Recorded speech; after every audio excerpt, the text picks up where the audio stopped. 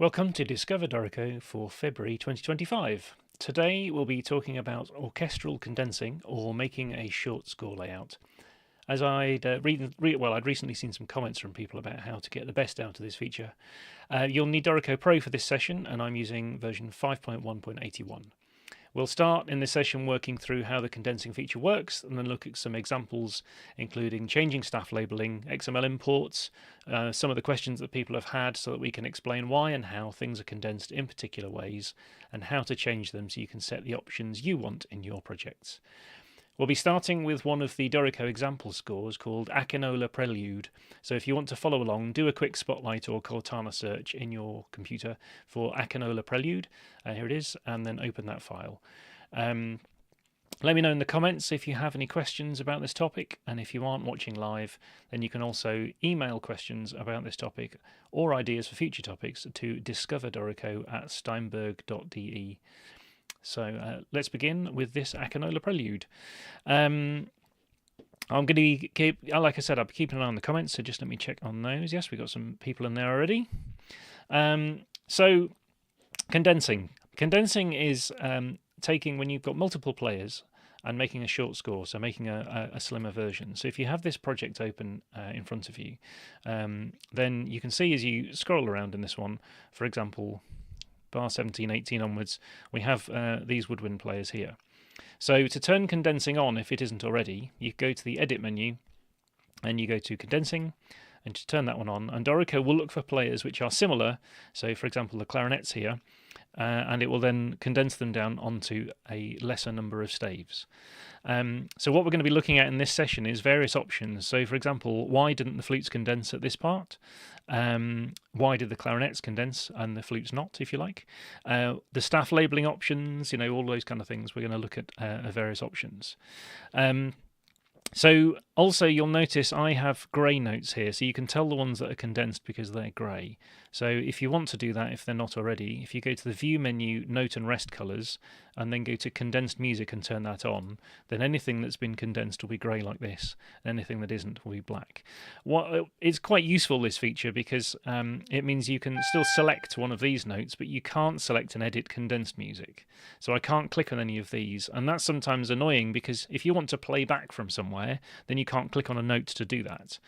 You can still click on a bar line, so you can click on here and then you can press P to play, for example. But you can't you can't do it if you're just selecting that note. You can select this note if you want to play from that one, that's okay. But because you can't edit the condensed music, you can't do that one. You can do it actually if you're in engrave mode, because in engrave mode you can make slight changes to things. So if you wanted to, you can use this one and select a particular note and then press P to play. But if you're in write mode, then the grey notes are just a warning that you can't edit those. So that might be a useful option, just either be in engrave mode or click on a bar line when you want to play from a particular part of the music. If you want to turn condensing on and off quite quickly, then I'd recommend setting a shortcut for that.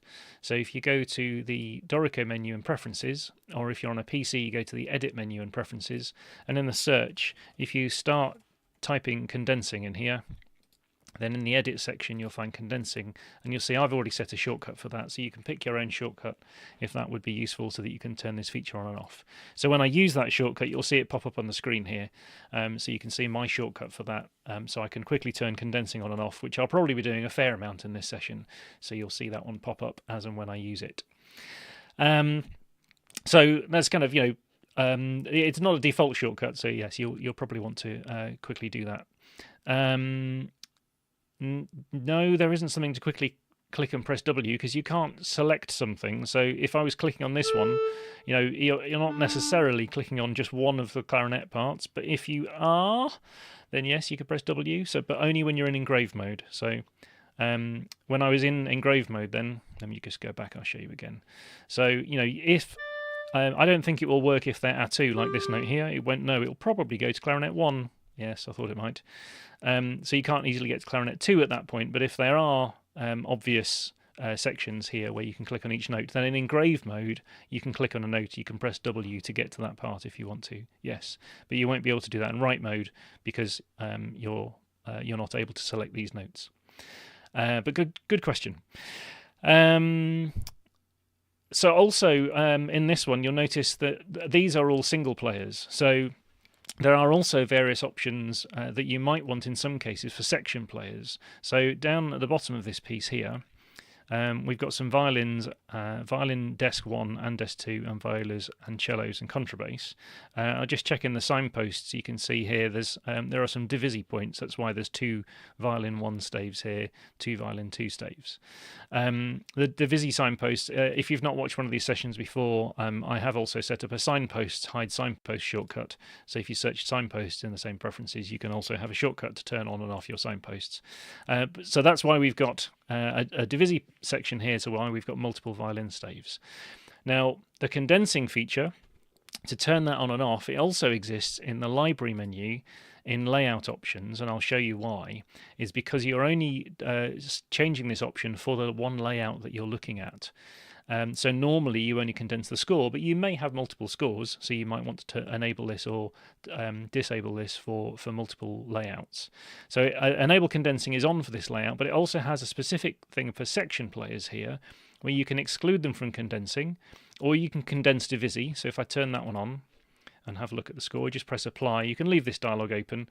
You can then have a look at the score, and you can then condense the string players here. So it's condensing just the violin desk 1 at this point. And if you turn on divisi and adjacent players, which you probably commonly don't want, it's not going to condense these because I think these are probably too complicated to do. But if we just move that out of the way and scan through the music a bit here, then a bit later on in the strings, later on than that, up here we go. Now you can see it's also condensed violin 1 and violin 2 because they're now playing more similar music, and I think also maybe the divisi was off at that point. So you can have various options for whether you want the condensing to include section players or not. By default, it will exclude section players. So if in your project you've added a section player, and we'll look at the different types in a minute, but if you've added section players, then normally they won't condense. So if you're wondering why the condensing is not turning on, it could be that you've accidentally added section players, or maybe it's from an XML import. If you want to condense the divisi section, then you can do that, and if you want to also condense divisi and adjacent players, then you can turn that one option on as well. In this piece, you can also see there's some custom condensing groups. So let me just turn these off. Well, let's have a look at one of these, and then we'll set a different option as well. So let's exclude all the strings from condensing as we had before, and let's look at what the horns are doing here. So at the beginning, well, they're not doing a lot, but you can see even from the beginning, they're condensing 1 and 3 and 2 and 4. So that's because in that layout options, is in the library menu, layout options for condensing, we've got some custom condensing groups for horn 1, 3 and 2, 4. So this is now the smallest amount that the horns will condense down to. They won't ever do 1, 2, 3, 4 together. Horns 1 and 2 will never condense together, and same with 3 and 4, because you've set kind of the base level, if you like. This is the lowest level that they can do for condensing. So now as you go through, you'll always have those two, and then it will label here A2, for example, for the horns 1 to 3 and the 2 to 4. And if we keep going, you'll see they're always going to be, here we go, 1 and 3 and 2 and 4 again. So it's doing that. So if we were to just go into here and remove these, I'll delete them. So now we've got our 4. So the horns are all condensing as 1, 2. In this case, 1, 2, 4, 3. We will look at a bit more at labels in detail a bit later on. But where there are some changes, then they can also be highlighted in the labels as to exactly what's going on. So if you wanted to then set up, so here, for example, we've got a chord which is 1, 2, 4, 3, and it's showing you on the score as well as in the labels what's going on. So if you want to do a different one, then back in your layout options, Command-Shift-L, or it's in the library menu, then you can click on this and you can say maybe you want 1 and 2 to be together, and then click on the plus again and do 3. And I'm holding down Command or Control on PC to add those two together. and then press OK. So now I've got 1 and 2 and then 3 and 4. So if I apply this, it will change the condensing, and now I've got 1 and 2 and then 3 and 4. So you can have different types of condensing however you want them. And if you want them all to be together, you can condense, as far as I know, an unlimited number of players. I know I have a file which easily has 12 French horns in it, and they'll all condense if you want them to. So yes, it's an unlimited number of players that will condense depending on the various other rules and things that are happening in here. So in a minute we'll look at some of those other sections, and some of the other ideas from the beginning as how you would set this up in a new project. But I also just wanted to say that at the beginning up here I didn't answer the question as to what the flutes were doing and why they're not condensing the same as the clarinets. I'd say, and I'll probably say this multiple times in this session, there's a couple of things that you need to look for when you're looking at condensing. And actually the first one doesn't actually apply in this case, but the first one is always make sure you can see the whole condensed region. So here you can see this section here of these 4 bars. Now by a condensed region I basically mean I'm looking for rests. So when there's a rest here and a rest here, I know that Dorico will condense all of this music together. If you're looking at some of the other parts, these bits are all going to be condensed together. This is going to be a little region.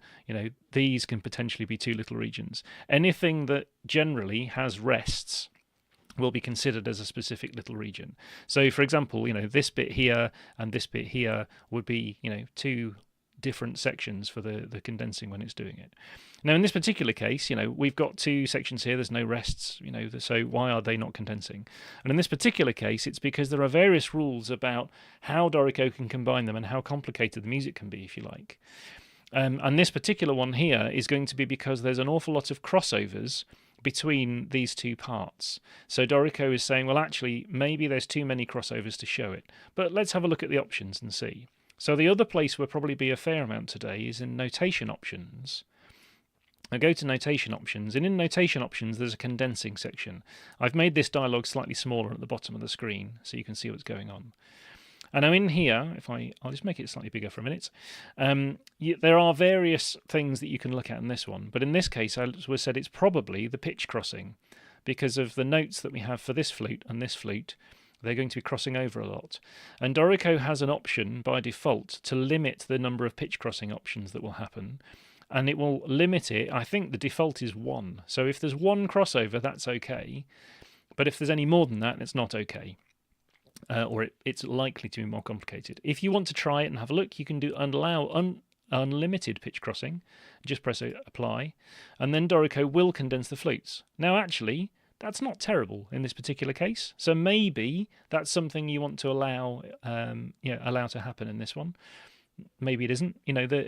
Your choice. But these are where these options are. So it's in library and notation options. I'm going to set it back to limit pitch crossing. And there's some other options in here. When we look through some of the examples a bit later on that I've seen online or people have sent in, we'll kind of look at some of these notation options and these cases for how these kind of things can work. So yeah, so that was the an example for the flutes as to why they weren't doing something that the clarinets are doing. Now let's have a look in this particular some particular cases in a new project. So if you want to again follow along with this one, you can do. While I'm just opening this one, there's also a question in the chat about well, it's 2 actually. Would you use this method to create a piano reduction? I don't think I would.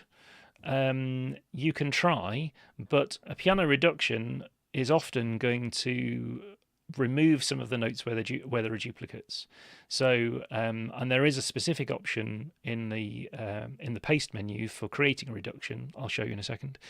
So I probably wouldn't use this for that. You can try it, but you'd have to make a custom condensing group because you've probably got lots of instruments and you're probably going to actually end up with far too many instruments, whereas the reduce option is probably a better bet. Maybe we can try one in a little bit.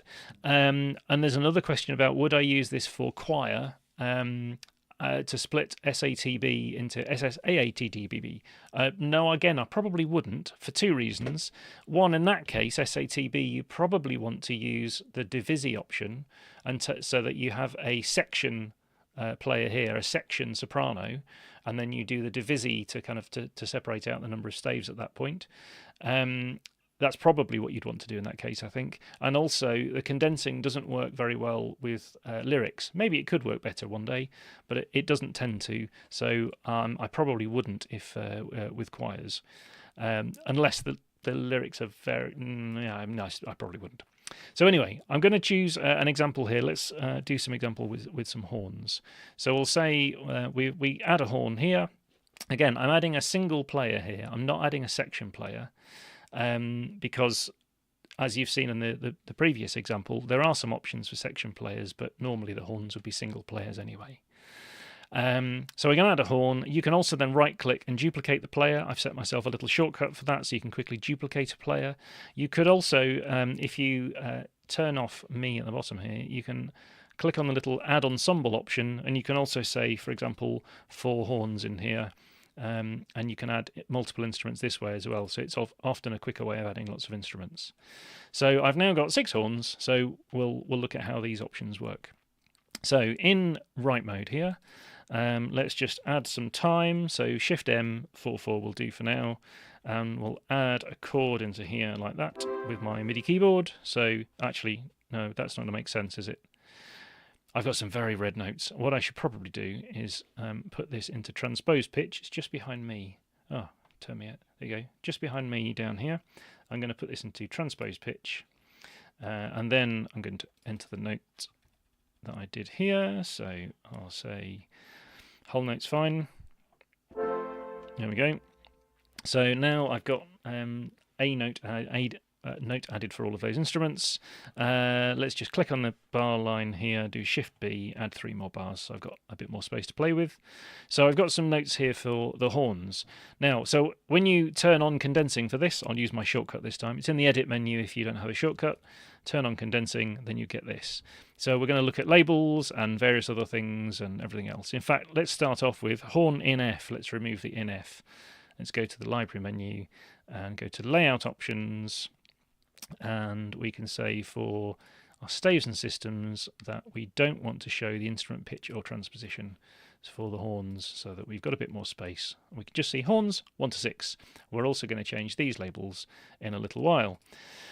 So now what Dorico's doing here, we've got these horns. So I'm going to, so that we can work on it at the same time, because I can't edit this condensed music. You'll remember if you've gone to turn on condensed music here, they are grey, so I can't edit these in write mode. I'm just, as an example today, I'm just going to press this little button up here, which is the new tab. I'm going to add another full score, so I've got 2 full score tabs open here. And then I'm going to right click up here and I'm going to say we can do a vertical or a horizontal split. So you can split them that way and you can split them this way. So let's do that. And then on one side over here, if I put this into galley view, which you can do with this button at the bottom down here, or the shortcut that I just used. So now I can edit this music, and we can also see straight away what's going on over here. So if I take this note here, and I press Option Right and move it to the right, then you'll see it's moving along the rhythm grid, by the way, and the rhythm grid is on 8th notes by default, because in the bottom corner, just on my shoulder down here, it says, if I move out the way, there we go. So there's our rhythm grid. So it's set to 8th notes. So as I've moved one note over slightly, you can now see it's labeling them, and also the staff labels here are showing you what's going on. So 1 is on its own at the top, and then 2 to 6 are underneath to show you what's going on, and there's a label down here, and there's a label up here to tell you what's going on. And if you move various notes here, so let's move this one in the same way, just pressing Alt and the right arrow to move those over.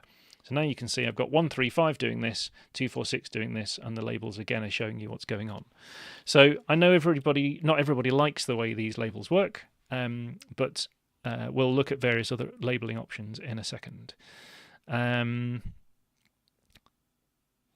there's a quick question. Somebody's computer gets slow if they make changes to music with condensing on. Well, Dorico is doing a bit more work, so if you can wait until you've finished before you turn the condensing on, then that may be useful. Or temporarily turn it off. I find my shortcut quite useful. But if you have a project that is particularly slow, then we're quite happy to have a look at it and see if there's any reason why. We have over the years looked at a few cases and sped things up, so also make sure you're using the latest version of Dorico, of course.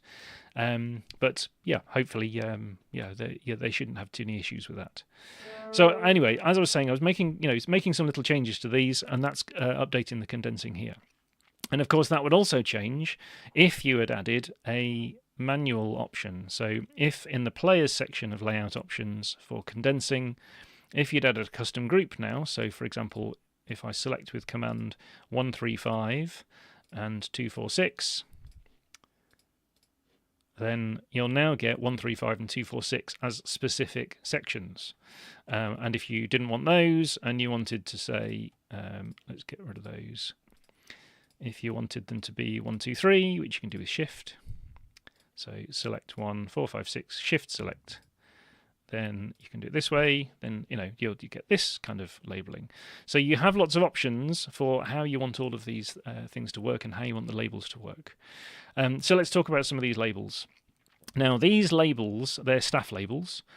So what you want to do is go to library, and this time you want to go to engraving options.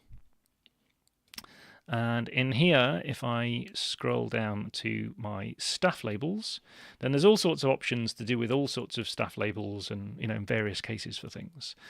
So let's have a look at some of these. So one is that if they are identical adjacent instruments held by single players, these are single players, so I can choose this one, press apply. You can put horn in the middle if you want to, instead of horn and then writing horn again. And then if I scroll down here, there's also this option. This option for stacking vertically and this option for stacking horizontally. But I think also another option that people like, so you can see if I switch this one, then it will change the stack numbers here. And that one will change them to be vertically. There's also this one. So normally we are considering the stem allocation. So what you have here is it's saying 1 and 3 are doing something and 2 is doing something different. 4 and 6 are doing something and 5 is doing something different. So that's what it's showing you clearly in the labels here. If you don't want that, then you can do ignore stem allocation and you can do this. Now some people like this because if you have multiple instruments in the project, then if you've got this option on for consider stem allocation, your labels won't look consistent because some of them will be condensing in one way and some of them will be condensing in another way. And while that's actually quite a useful option, and it is the default option to do that, people tend to, especially at the end of a project, prefer, for some reason, to ignore the stem allocation, but it does mean that all of the labels are going to look more consistent. So they prefer this option so that all of the labels will always look like this, no matter what's going on. And they're probably just using the labels that we have around the notes anyway to show you what's going on with those. So this is an option that I know people quite like. It isn't the default, so if you really like that option and you want to save it as your default, click this option, click the Save as Default button down here, and then that's always your default for all the new projects that you start on your computer. If you have existing projects, you can use the library manager, you can import these options or just quickly come into engraving options and turn this option on. One last option for this one is there's also an option in condensing. So in engraving options condensing. Now in here, this is more about where the labels sit. And if you find that your labels are too far away from the notes sometimes, then it might be that you want to change some of these options. So maybe, adjusting a horizontal offset so that it's got a bit more space and doesn't have to sit too high, adjusting the distance from the staff, that kind of thing, you can change them. But there's also a little option in here to consolidate numbers into a range. So when the condensing is the same, you can consolidate all the numbers into a range if you want to. So let me just put these notes back for a second. Like that. So now when the condensing is all the same, then it can show 1 to 3 and 4 to 6. Otherwise, in the option here, you would have this, which is 1.2.3 and 4.5.6. So there is this little option, and this is in condensing. This condensing section is actually not that big, really, in engraving options, because most of the options we are looking at are in the notation options. And the reason for that is the engraving options are global, so they're for the entire project. But notation options can vary by flow. If you have multiple flows, then you can have different options for different flows. And because you might want to condense things in different way in different flows or in different movements, depending on how you're using those, then that's why all of these options that we'll be looking at, and the ones we looked at earlier, are all in notation options instead. So we've got a single note. That's all we've managed so far. So if we just add something else, I won't make this terribly complicated right now. In fact, that is too complicated. They'd be very unhappy with me up there, so let's move it down an octave. So we've got some notes here. So now what we can see is we've got these notes here, a rest, and these notes, which means these are going to be two different regions. So, for example, if these notes were all moved left in some way, I suppose I could drag them, couldn't I? I'll try and drag them with my mouse. There we go. Now this is all one region, so you can see the labels have updated here to say that horn 1 is doing something else, and it's got rests underneath automatically for horns 2 and 3. So as soon as I press just Option right, like that, then you see now there's a rest in there. Now I get a little 1. So the label is showing me what's going on here, and then this is a new region that's starting because there's a rest. Here's the little number 1 and the rest of the notes. So let's just move them onto the second beat like that. So you can see that's where you'd have a difference between that one and this one. And see now Dorico said, actually, I'm now going to do the condensing differently. Although you said horn 1 to 3 is the smallest group you can put them in, the rhythms are different enough here that it would be too complicated. Maybe there's also, you've got crossovers and that kind of thing happening between them. So therefore, I'm going to put it on its own staff and label it accordingly. So Dorico will update, automatically. I mean, I wouldn't normally work this way, but you can if you have a fast computer, or depending on the size of your project, where you're working in here in Galley View and seeing the condensed music and what's going on. You can. I'm just doing this really more as an example of what's going on, so that you can see the changes we're making as we make them. Now also, let's say all of these were the same. Now, one of the shortcuts I'd really recommend you make... Oh, sorry, somebody asked about piano reduction. Paste Special, there's a explode and reduce option in here. So if you're making a piano reduction, I'd probably use those instead, really. You probably want to work in sections through your piece, select all the music and then copy it, and then select the piano and use the reduce option, and Dorico will reduce it down to the piano for you, or a smaller number of staves. It doesn't have to be down to a piano.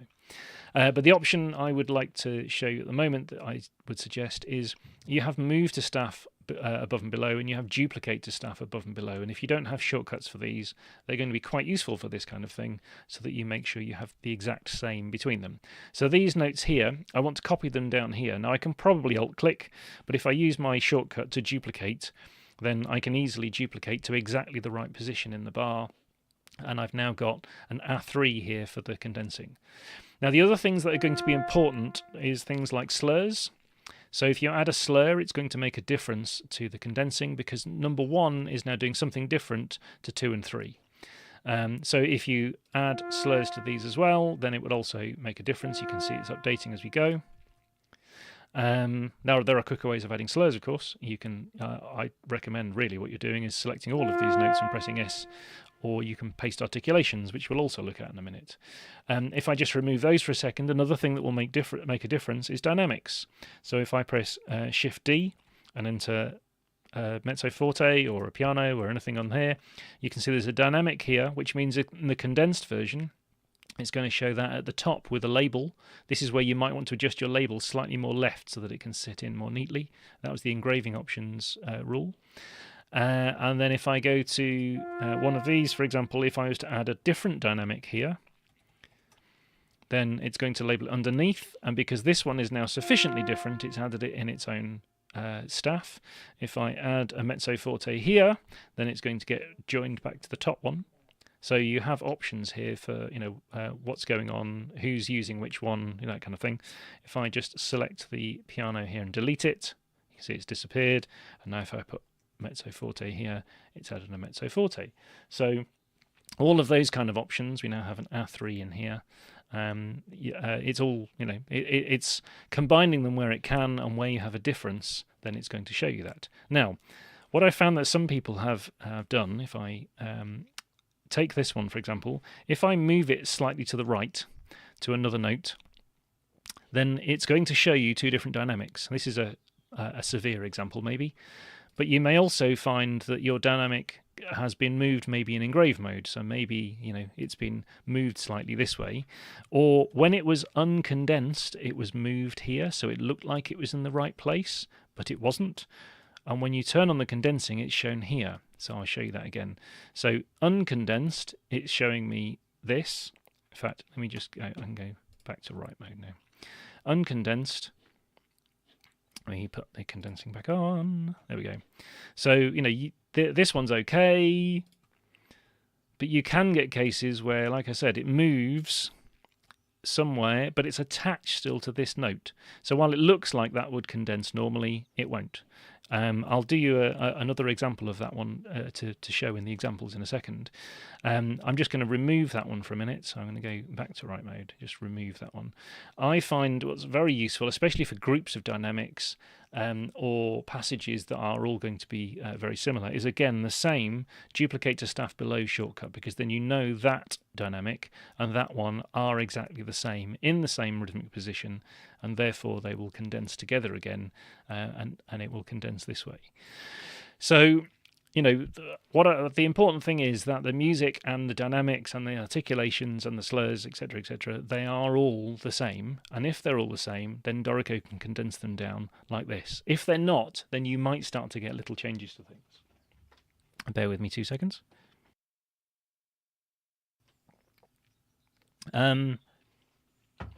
There was a question, I think. Hang on. Yes, Raphael, I will get onto your question about condensing different sections of pages within the same flow, and the extra rest in bar 2. I'm not sure what that refers to, Tom. Let me know. So that was a quick example of these. So we've looked at some of the options for labels and kind of some of the basics of when you're moving things and how things work. Another thing I would just say with labels is, and I saw this one as an example the other day, so I grabbed a graphic of it quickly, so excuse the fact that this is a bad graphic, but it was from social media. Somebody had this example, and they were saying, why is the labeling different between all the various instruments? So flute 1 and 2 are underneath each other, but alto saxophone says 1, 2. Why, the music looks exactly the same? Well, the first thing is that we always need to see where the next rest is, really, to be able to tell what this condensing group is. But actually, in this case, when you have differing labels like this, it's probably, commonly, or at least worth checking, it's probably an XML import, so a music XML import. So it's probably a file that's come from Sibelius or Finale or MuseScore or another program, and when it's been imported, the labeling might not be exactly the same.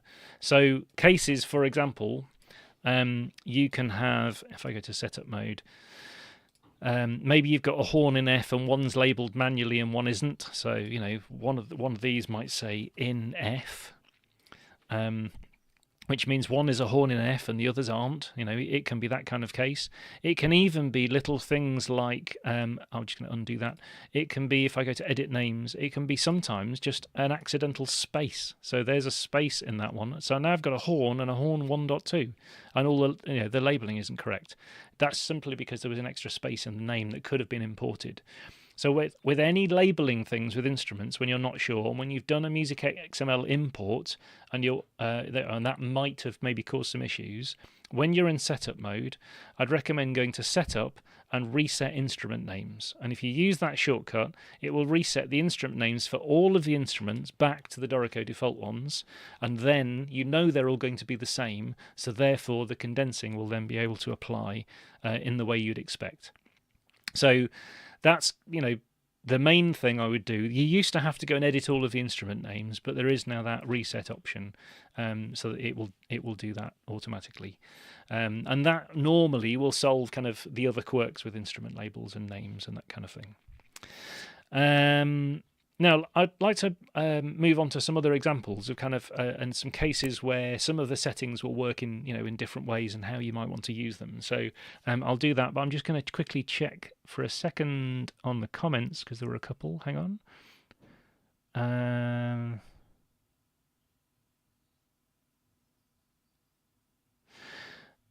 There's a question by Music of Dreamweaver about Divisi, but I think it's more, is that about playback really? You'd like dedicated instruments for the Divisi part, and when they play unison it's all those instruments together. Or I mean, it may just be what you mean is the option we looked at the beginning, or near the beginning, in layout options. You can do Divisi in parts. So if this is strings, for example, you can choose to condense those players if you wanted to in a part. So if it was string parts, for example, so you can do that. But commonly, I think people would condense in the score, but you wouldn't have condensing turned on in the parts, so you would have two separate staves in the part. So for example, here you've still got three individual horn parts. But if this was Divisi as well for strings, like in the Akinola example at the beginning, then you would see two individual staves in the string part, unless you also turned on condensing in there. So yeah, maybe that helps. So let's just look at some other examples. So there's a few here that I thought might be useful to have a look at, because they were particular cases of people that I'd seen online where people had questions, or they've emailed in with questions about, so why does it work in this particular way? Why is the condensing, for example, doing this particular thing? So let's have a look at some of these. So here's a bassoon case, or two bassoons in this case, and what's going on here. So here we've got some two lots of stems here, and two lots of stems here, and some articulations and some slurs. So I'm just going to split this one again. So let's do a vertical split for the first one, I think. So here's the two individual bassoon parts. And you can see this is the way it's condensing. Now here you can see, of course, we've got slurs and staccato dots at the top, but we don't have them at the bottom. So if you were to select these notes here, I'm just going to press copy, so Command C, and at the bottom down here for bassoon 2, I could actually paste everything, but just in case the notes were different, I'm going to use the option for paste special. I just did a right click, paste special, paste articulations, and it's only going to paste the articulations in for me. And you'll see over here, it's now changed the condensing. So if I just undo that for a second, you can see this is what it did look like. And if I redo it, then you'll see now I have an A2 and the slurs marked here, but I don't have the double stems anymore. So the double stems were because it was presuming these two were different. So make sure the instruments are the same. Also, when you use things like paste articulations like that, or if you're pasting the same options down to this instrument, then they're going to be grouped. So now if I change this one, either by dragging it or by using option shift left and right arrow, you can see it's changing both of the slurs here, and it's changing the one in the condensed version because they're both the same. If I delete one of these, and then I'd added them in manually, so let's say I added these three notes in here and press S, so now the two slurs are different. Now you can see I've got a difference here. But you can see this is one condensed region at the beginning, and because it's identical, it's put this little A2 and I only have single stems. Then there's a rest. So this is a different condensed region here, and so this is condensing in a different way at this point because it's a different little condensed region. So this bit here is showing you where all of the articulations are in each particular case, just because this one slur is different and it's looking at the entire region. And we'll look at how we can split those up in a minute. So just moving this one to be the same as the one above, or if I'd copied it so that they were grouped, if they were linked like these two were between the parts, then that will make you get less stems. So in some cases, it's again a case of what is the difference when you get lots of options here and lots of slurs that you didn't want, or articulations and stems you didn't want. What's the difference between these two? And I said it could be a dynamics changed, I know, and they're sometimes not easy to tell with groups, so we'll have a look at those as well. It could be a slurs changed, it could be an articulation change, but when they are the same, Dorico's playing Spot the Difference competition, and it knows these two are exactly the same, so it can condense them like this. Now, if I move on to the next example, actually this one's probably going to work better and as a horizontal split, I think. Possibly not as a split at all. Let's turn the split off.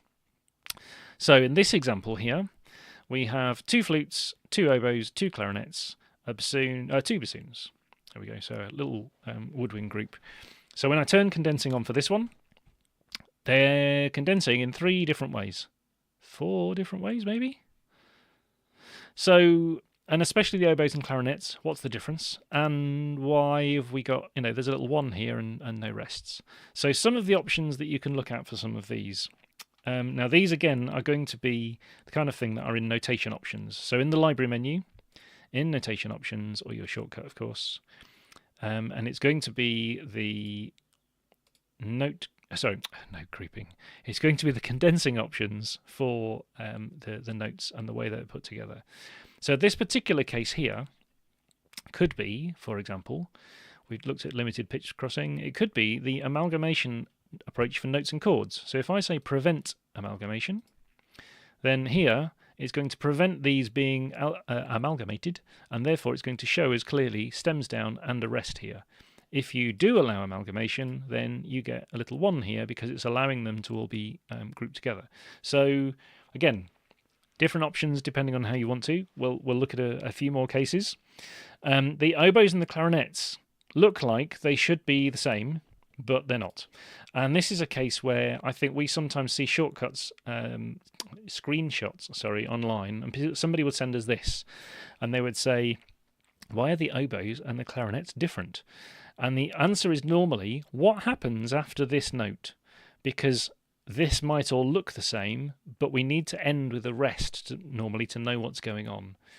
So let me just scroll over here. The oboes have a chord at the end, and the clarinets don't. So let's just have a look at that uncondensed. So here we've got the oboe part here. This one goes up, and this one goes down. And the clarinets are identical. So the clarinets are condensing in one way, and the oboes are condensing in another. So if I just took this note, and I moved it down an octave, and then turned on condensing, then the oboe and the clarinet would both condense in exactly the same way. But you don't want to change the music, just to make the condensing work. So I'll put that back, turn on the condensing, and we have this.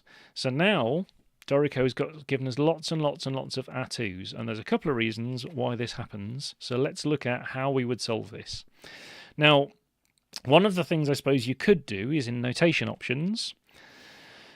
There are options at the top here for unisons, and whether you allow a single stem unison or you prevent single stem unison. So if I, for example, put this on prevent single stem unison and look at the clarinet part here when I press apply, then you see now we've got 2 stems for all of these. So it's preventing all of the unisons from doing the A2, and so it's saying you have to use 2 stems for those. So I'll say apply. And the oboes up here, because of this chord at the end, it's a mid-phrase unison. So it's a unison that happens partway through a phrase, or in this case, it separates out partway through a phrase. So if I choose the prevent mid-phrase unisons, then the oboes would do that. So you could actually set 2 different options here. You could set prevent, you could set one way, you can set one the other, because although they look similar, they're not because of this chord at the end. Now, you might not want this look either. I'm just showing you some of the options and examples depending on the look you're going for. Another option you could potentially look at here is that you have lots and lots of these A2. And maybe you want to remove some of those. Bear with me 2 seconds.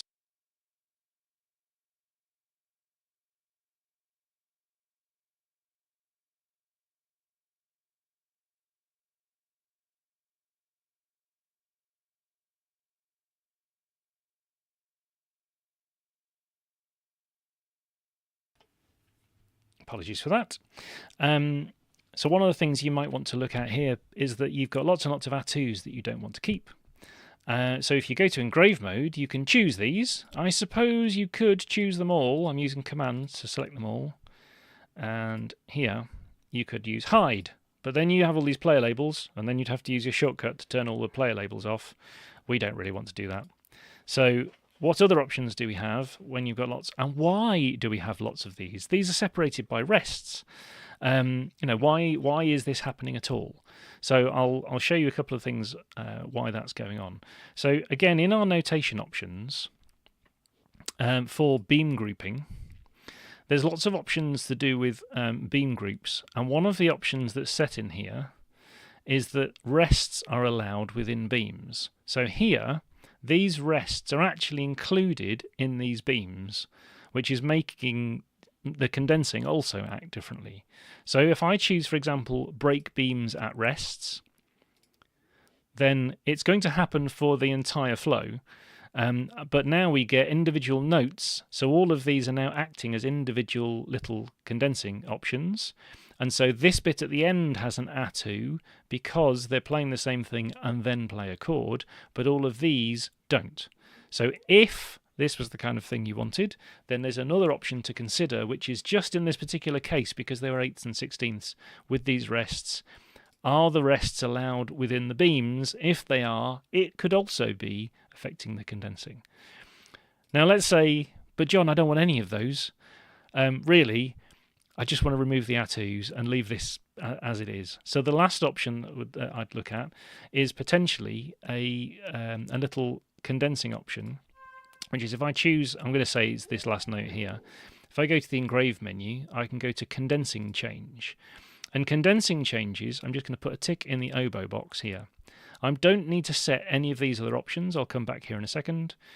I don't need to set any of these other options. Just put a tick in the box and press OK.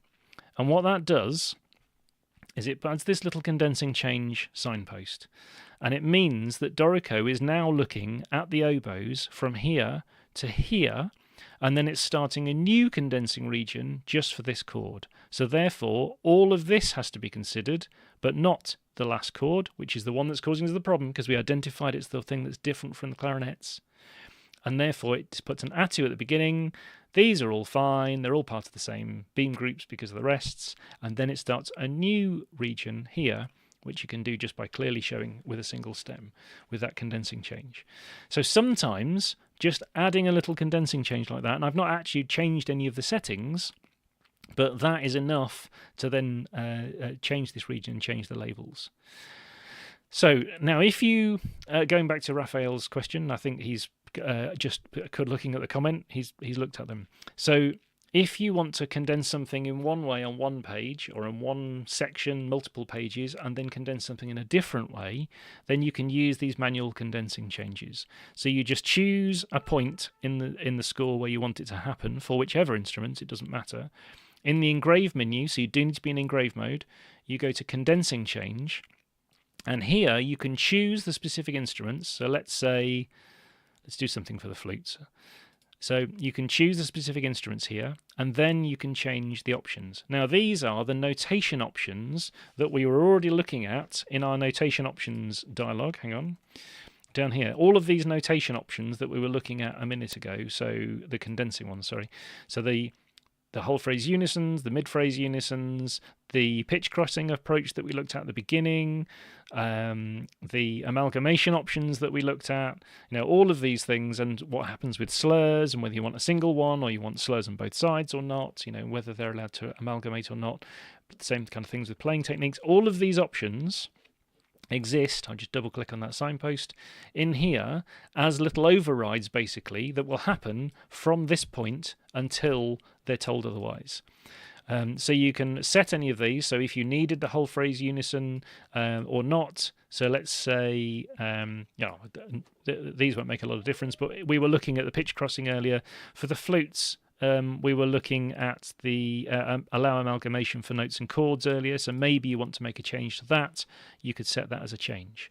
You can also, whether you use these options or not, you can set specific options if a proper manual condensing at the bottom, and you can drag the flute over, for example, and you could drag another flute over, and you can even add, so either into the downstem voice like this, or you can add another staff at this point, and you can put flute 2 into that staff if you wanted to. So now you can only have one of these per system. So in this particular case, it's not going to split at the beginning here. If I go back to write mode and put this back to, in fact, no, I'll just delete that and put one back at the beginning. If you are making a manual change for some reason that you wanted to happen at the beginning of the flutes here, so let's say flute 1 and 2, and we want you to be condensing like this, and let's say a new staff like this. Oh, again, it's not the beginning of the system, is it? There's no notes at the beginning. So this is what I mean. Partway through a system, it's not going to make as much of a change. It would make it on the next page if we continued. But any of these kind of changes that you want to make for each system, and in the score, that's often per page, unless you've got real short score and it's just for that system at the top of or the bottom of the page, then you can make all of these manual changes if you needed to. There's a little reset button down here as well. You can also say don't condense anything at this point. You can also do a reset of the condensing. So if earlier you've made a condensing change and you want to reset back to the defaults for the project, then you can do a reset. And for all of these options up here, you can also do a reset. If you've made a change earlier, you can set another condensing change and do a reset. And you can do this for multiple instruments in this dialog. So you could choose at this point in the score, the flutes and clarinets have a change, but not the oboes. And you can say, for example, when you double click on this signpost, it's only the oboes that make a change. So all of these options can be useful. Really, they're probably a kind of last resort. If, as with many things in Dorico, turn the option on, it might just do the things that you want anyway. That's fine. Next, have a look in the notation options, because this is where most of the condensing options are for how things are going to be condensing. Actually, I suppose the step just before that is to have a look in the layout options, because in the layout options, you might want to set a custom condensing group. If you always want your horns to condense in a particular way, or any particular instrument in a particular way, that's where you'd set a custom condensing group. That's where you'd set whether the strings are doing condensing or not. So those options are there in layout options for that particular layout. You've got your notation options for how do you want those bits generally to condense, so that you get a consistent look between all of those. And then you've got, if you need them, the overrides with these condensing changes in the engrave menu. Condensing change is kind of just that little bit. If you want to change those particular ones. Now, there was another little example here, which was partly to do with dynamics, which I was sent. So I'll just show you this one quickly as well. And it was things like the oboe 1 starts here, oboe 2 starts here. When they condense, you get this course, oboe 1, some rest underneath. Oboe 2, they're now, it only has the P, so we've got 2 stems, okay. But what happens if this part here and this part here also have something like this? Now, when I've added that, I've selected all of these. Dorico's kept this one here, and it's added these 2 hairpins. So if I condense these, then we just get one little P here and a hairpin and an F. We don't need 2 of them. And I'll just show you another little option, which is in engrave mode. These, because they're not actually all grouped, there's a slight alignment issue here. You could manually do it, but if you right click and go to dynamics, you can align dynamics so that they would then line up. So you might want that option. Now, the reason I was sent this one originally is that I'm not sure exactly how this was done, but I'm going to show you an option that it might have been, because it's a situation that I've seen people get into. So if you start, for example, these dynamics here, and it was the P hairpin, let's go MF this time, and then you want to put these 2 bits up here, so I alt-click them, for example, then you can have individual dynamics. You might end up with an extra dynamic at the top up here that you didn't want. And that's because, that's the dynamics for these ones, and that's the dynamics for this one, and these make sense, but this isn't what you need to see, because it feels like, that's a bit unnecessary. So it may be that if you select these dynamics, that you want to link them. So I'm going to right click, I'm going to go to Dynamics, and I'm going to link them. Now, the first time I did this, they were linked automatically. But in this particular case, they're not, and they won't really link, and that's because the P is separate. So this is where linking and grouping comes in. So grouped dynamics are all of these here. So when I choose one, you can see the other ones, which are in the same group, are also selected for this oboe too. So I'm going to ungroup that dynamic, and now these ones are now more separate, and I can now link them. And because they're and this one's still being separate, so it's again the all of the options, and you'll probably get into a bit of a why do these not?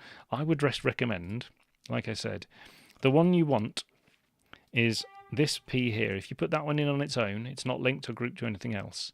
And then if you select these ones here and you do Shift D, you can then put in the other dynamics that you wanted. These ones will be grouped and linked together, not this one. And when you turn on the condensing, you'll get the option you want.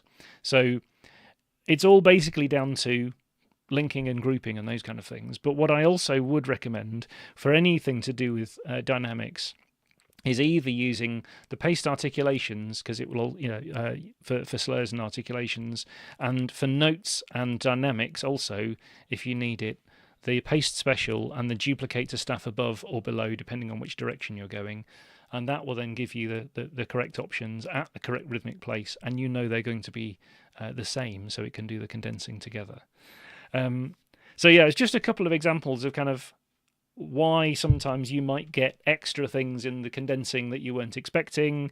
And obviously, we've looked at the staff labels and and various other options that we've got here as well. Let me just check some of the comments again for a second. Hang on a second. I need to go back a little bit. While I'm doing this, I'm also being hassled. Bear with me, by a small dog.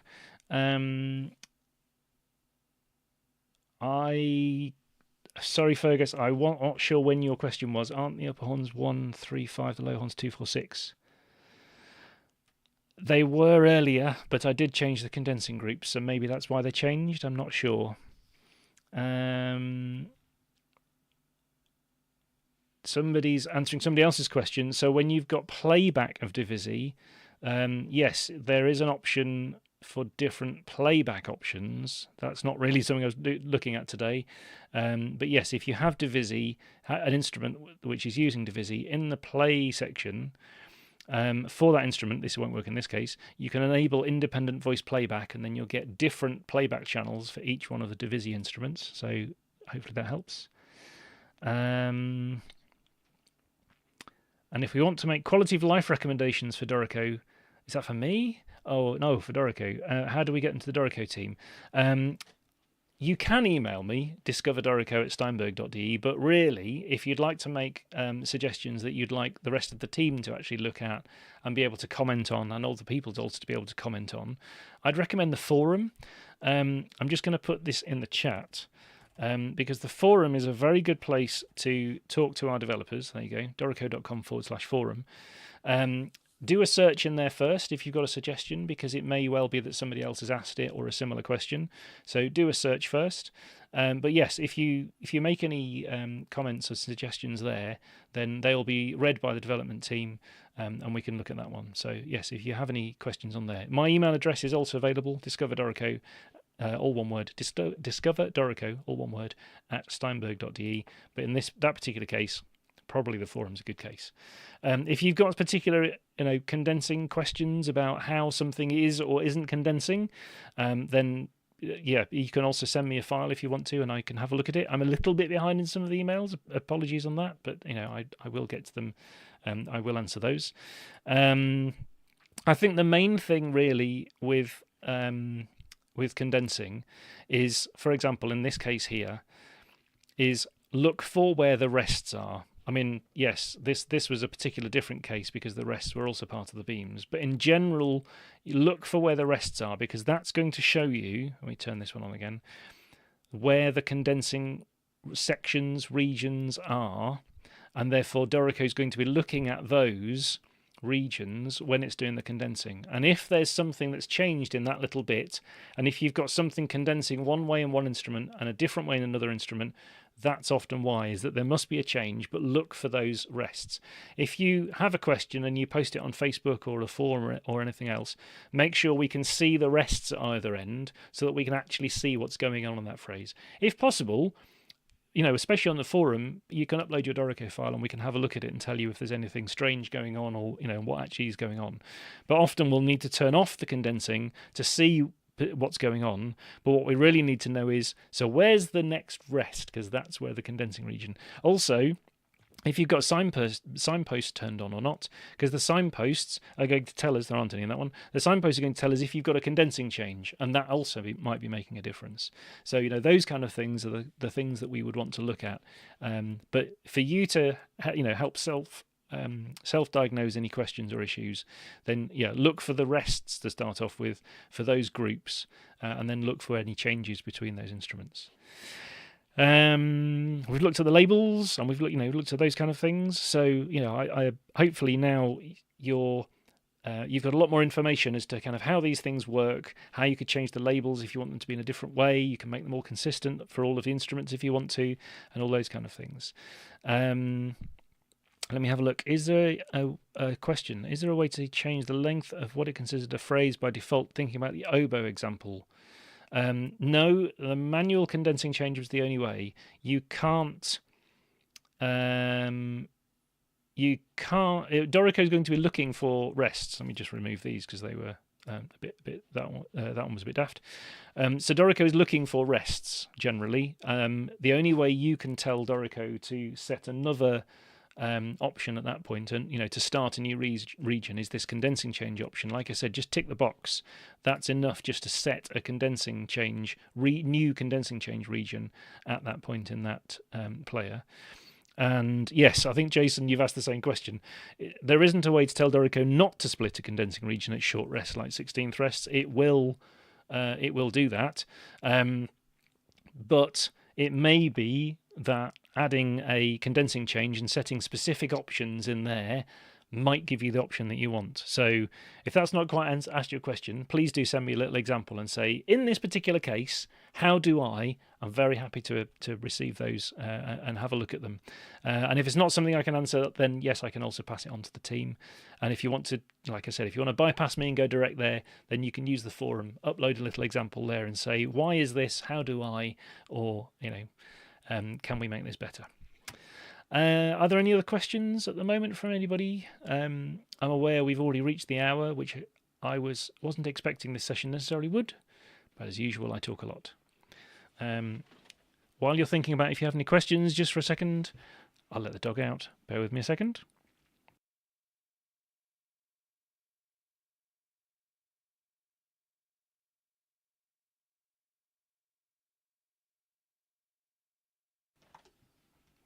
There you go, she's seen a squirrel, so she's off.